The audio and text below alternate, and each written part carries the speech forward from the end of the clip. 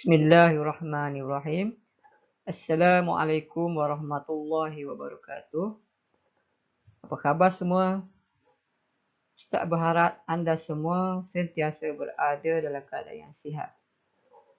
Baiklah murid-murid, insya-Allah pada hari ini Ustaz akan menyambung pembelajaran kita sebelum ini, iaitu pada kali ini adalah merupakan siri yang kedua, iaitu masih lagi di bawah tajuk pelajaran 13 Haji dan Umrah.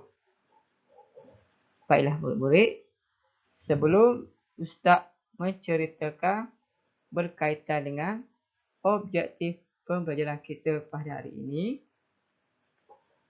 Ustaz ada satu persoalan. Baiklah murid-murid, pernahkah anda mendengar perkataan rukun?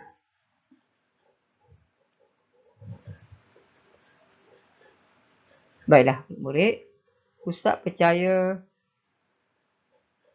ada dalam kalangan anda yang pernah mendengar perkataan rukun ini.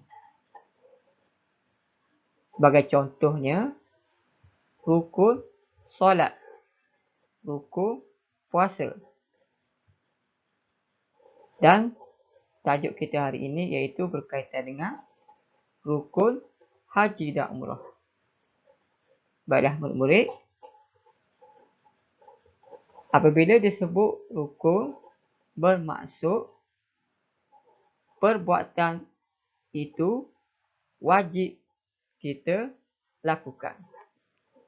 Sekiranya kita meninggalkannya, maka ibadah yang kita lakukan sudah pastilah akan terbatal ya murid-murid. Jadi insya-Allah pada hari ini Ustaz akan menceritakan berkaitan dengan perkara ini. Baiklah murid-murid, untuk hari ini, siri yang kedua ini, ada 3 objektif pembelajaran. Yang pertama, anda dapat membanding beza rukun haji dan umrah. Yang kedua, anda dapat menjelaskan perkara wajib haji. Dan yang ketiga, anda dapat menerangkan amalan sunat haji dan umrah. Jom murid-murid, kita teruskan dengan pembelajaran kita pada hari ini. Baiklah murid-murid, persamaan di antara rukun haji dan umrah.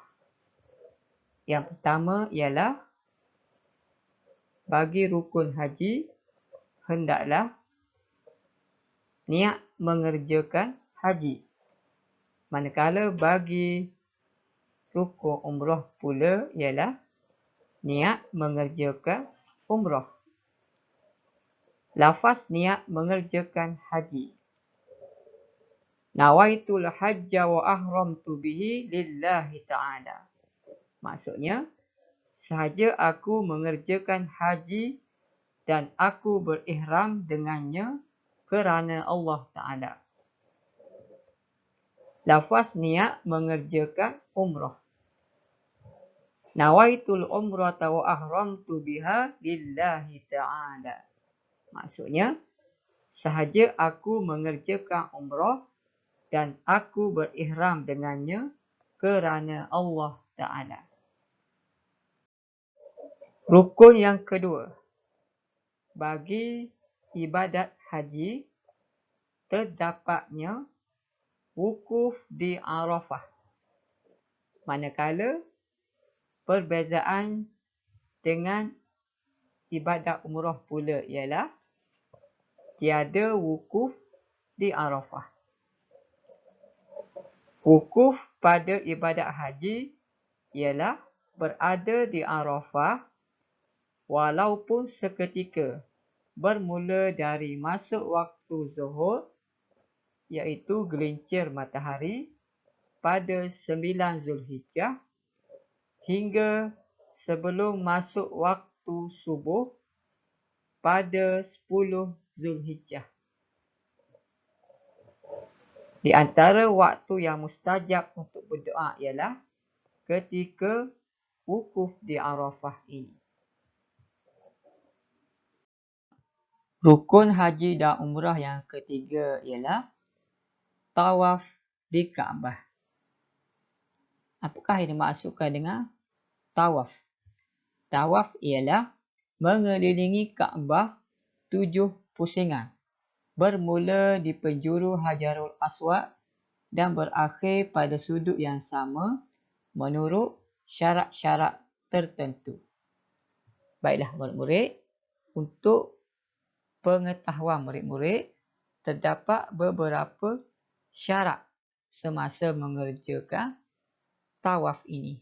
Yang pertama ialah suci daripada hadas besar dan kecil. Dalam erti kata yang lain, mengambil wuduk. Yang kedua, suci badan, pakaian daripada najis. Yang ketiga, menutup aurat.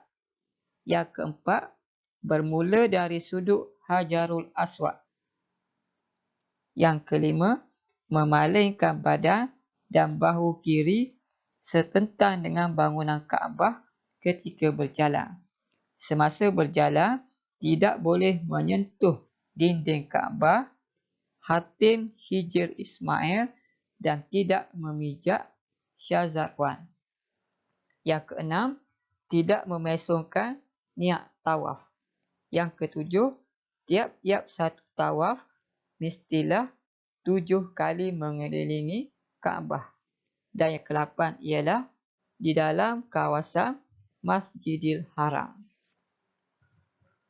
Baiklah murid-murid, seterusnya rukun haji dan umrah yang keempat ialah sa'i. Apakah yang dimaksudkan dengan sa'i? Sa'i ialah berjalan ulang-alik sebanyak 7 kali bermula di Bukit Safa dan berakhir di Bukit Marwah menurut syarat-syarat tertentu. Baiklah murid-murid, untuk pengetahuan murid-murid, terdapat beberapa syarat semasa melakukan sa'i ini.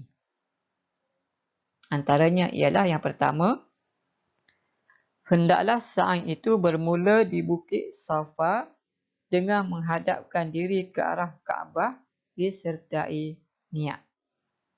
Yang kedua, hendaklah turun ke lorong sebelah kanan Mas'a dan terus berjalan. Yang ketiga, hendaklah berjalan ulang-alik di antara dua bukit ini sebanyak 7 kali. Bermula di Bukit Safa dan berakhir di Bukit Marwah. Yang keempat, hendaklah sa'i selepas tawaf haji ataupun umrah. Yang kelima, sa'i tidak disyaratkan suci daripada hadas besar dan hadas kecil. Maksudnya, tidak perlu mengambil wuduk. Dan wanita juga ketika dalam keadaan haid boleh melakukan ibadat sa'i ini. Jadi begitulah murid-murid, rukun sa'i ini. Rukun haji dan umrah yang kelima ialah bergunting atau bercukur rambut, iaitu terdapat semasa melakukan ibadat haji maupun ibadat umrah. Apakah yang dimaksudkan dengan bergunting atau bercukur rambut ini? Iaitu bergunting sekurang-kurangnya 3 helai rambut dan sunat bercukur rambut bagi lelaki. Seterusnya yang keenam, rukun haji dan umrah yang terakhir ialah tertib pada kebanyakan rukun bagi ibadat haji. Manakala bagi ibadat umrah pula ialah tertib pada semua rukun. Apakah yang dimaksudkan dengan tertib? Tertib ialah melakukan perbuatan mengikut urutan. Baiklah murid-murid, seterusnya perkara wajib haji dan umrah. Jadinya murid-murid, apakah perbezaan di antara rukun haji dan umrah dengan perkara wajib haji dan umrah? Baiklah, rukun haji ialah perkara-perkara yang mesti dilakukan. Jika tertinggal, haji tidak sah dan wajib diganti pada tahun berikutnya. Manakala wajib haji pula ialah perkara yang mesti dilakukan. Jika tertinggal, haji sah tetapi dikenakan bayaran dam. Itulah murid-murid perbezaan di antara perkara wajib haji dan rukun haji. Baiklah, yang pertama ialah bagi perkara wajib haji dan umrah, iaitu niat ihram di miqat. Perbezaannya di sini, niat ihram ialah rukun haji. Manakala niat ihram di miqat iaitu tempat yang khas untuk seseorang itu berniat ihram, maka ia termasuk dalam perkara wajib haji. Iaitu maksudnya ialah berniat ihram di miqat ialah ketentuan tempat atau masa untuk berniat ihram, sama ada haji atau umrah. Miqat ini terbagi kepada dua jenis. Yang pertama ialah miqat zamani. Apakah yang dimaksudkan dengan miqat zamani? Ialah ketentuan masa bagi seseorang untuk berniat ihram haji, iaitu bermula dari 1 Syawal hingga masuk waktu subuh pada 10 Zulhijjah. Manakala bagi ibadat umrah pula, tiada masa yang ditetapkan. Maksudnya boleh dilakukan bila-bila masa sahaja. Baik, yang kedua ialah miqat makani, iaitu ketentuan tempat atau sempadan tempat untuk berniat ihram, iaitu sama ada melakukan ibadat haji maupun ibadat umrah. Terdapat 5 tempat untuk miqat bagi penduduk luar daripada Mekah. Yang pertama ialah Zulhulaifah ataupun disebut sebagai Bir Ali, iaitu mereka yang datang dari arah Madinah. Yang kedua, Zatu Irkin, iaitu bagi mereka yang datang dari arah Iraq. Yang ketiga, Qarnul Manazil, iaitu mereka yang datang dari arah Malaysia ataupun Asia Tenggara. Yang keempat ialah Yalamlam, iaitu mereka yang datang dari arah Yaman. Dan yang kelima ialah Juhfah, iaitu mereka yang datang dari arah Mesir dan Tunisia. Baiklah murid-murid, bagaimana pula dengan para jemaah yang berada di tanah haram Mekah? Ataupun mereka yang sudah berada di Mekah. Baiklah murid-murid, bagi mereka yang sudah berada di Mekah, maka mereka hendaklah berniat ihram di Mekah sahaja. Tetapi sekiranya mereka mahu mengerjakan umrah, hendaklah terlebih dahulu keluar dari Makkah, iaitu ke tanah halal, sama ada ke Tan'im, Ja'ranah, Shumaisi atau di mana-mana sahaja tanah halal di sekitarnya. Perkara wajib haji yang kedua, iaitu bermalam di Musdalifah. Baiklah murid-murid, bagi ibadat umrah, bermalam di Musdalifah ini tiada. Apakah dimaksudkan dengan bermalam ataupun mabit di Musdalifah? Ialah berada di Musdalifah selepas tengah malam 10 Zulhijjah hingga sebelum terbit fajar. Seterusnya yang ketiga, melontar 7 anak batu di Jamrah Kubra, iaitu masa untuk melontar bermula selepas tengah malam 10 Zulhijjah. Seterusnya yang keempat ialah bermalam ataupun mabit di Mina, iaitu berada di Mina pada malam-malam hari Tasyrik, iaitu bermula 11 hingga 13 Zulhijjah. Seterusnya yang kelima ialah melontar 7 anak batu di ketiga-tiga jamrah, iaitu Jamrah Sughra, Jamrah Wusta dan Jamrah Kubra pada hari Tasyrik, iaitu masuk waktu melontar adalah selepas azan subuh sehingga terbenam matahari pada 13 Zulhijjah. Seterusnya, perkara wajib haji dan umrah yang keenam ialah menjauhi larangan ihram, iaitu terdapat di dalam ibadat haji dan umrah. Ada beberapa aspek.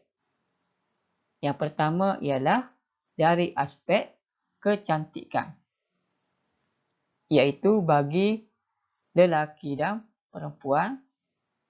Yang pertama, dilarang menyapu minyak rambut. Yang kedua, dilarang mencabut bulu atau rambut. Dan yang ketiga ialah dilarang memotong kuku. Seterusnya, aspek yang kedua ialah dari aspek wangi-wangian.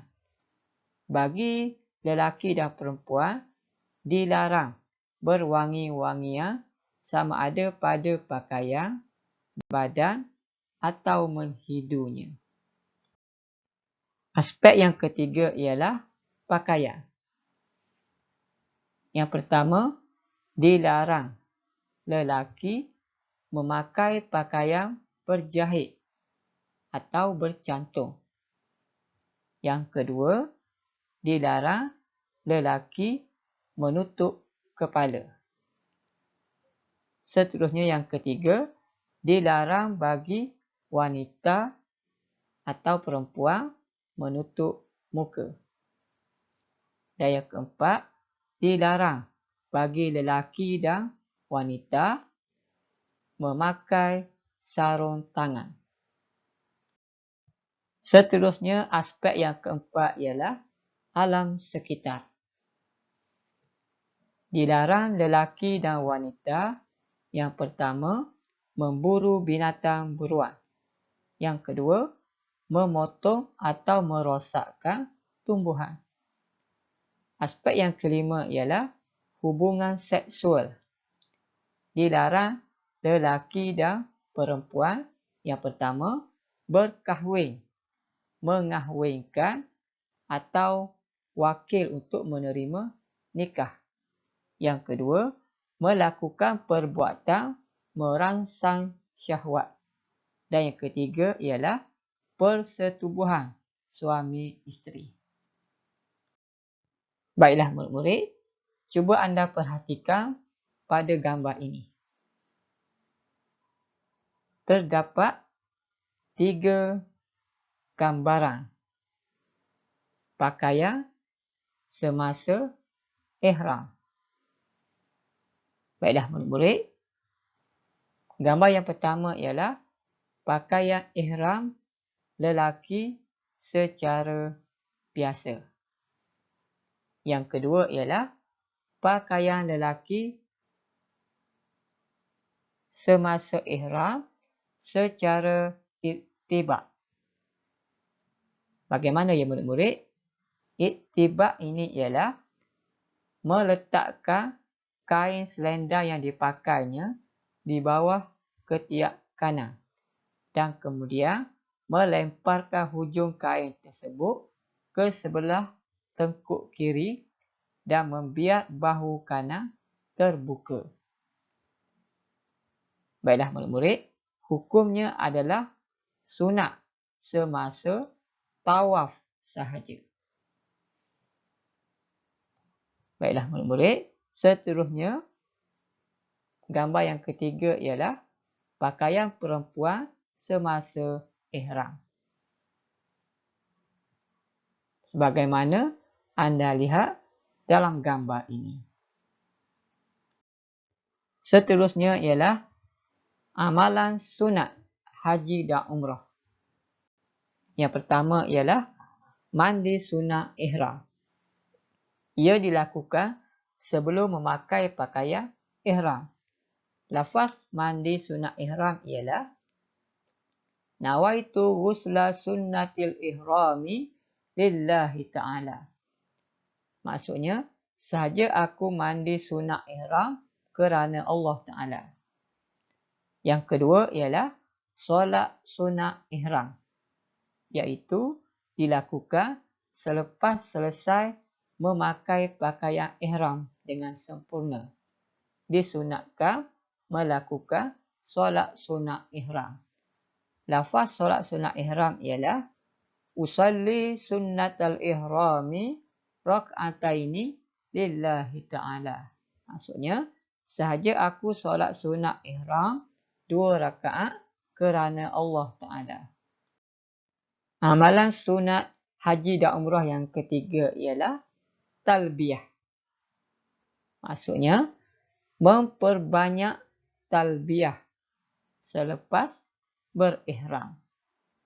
Terutama ketika seseorang itu melakukan ibadat tawaf. Sebagaimana lafaz talbiyah ialah labbaik Allahumma labbaik, labbaik la syarika laka labbaik, innal hamda wan ni'mata laka wal mulk la syarika lak. Jadi begitulah murid-murid lafaz talbiyah itu.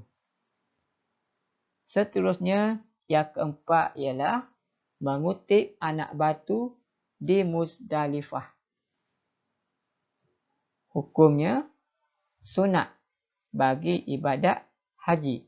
Manakala bagi ibadat umrah, tiada perbuatan ini. Maksudnya ialah mengutip 7 anak batu di Muzdalifah pada 9 Zulhijjah untuk melontar di Jamrah Kubra pada 10 Zulhijjah. Seterusnya, amalan sunat bagi ibadah haji dan umrah ialah solat sunat selepas melakukan tawaf. Lafaz solat sunat tawaf ialah usalli sunnatat tawafi rak'ataini lillahi ta'ala. Maksudnya, sahaja aku solat sunat tawaf 2 rakaat kerana Allah Ta'ala. Sunat dilakukan di belakang makam Ibrahim, sebagaimana anda lihat dalam gambar ini. Baiklah murid-murid, begitulah pembelajaran kita pada hari ini, bagi siri yang kedua ini. InsyaAllah kita akan sambung untuk siri-siri yang akan datang. Sekian. Assalamualaikum warahmatullahi wabarakatuh.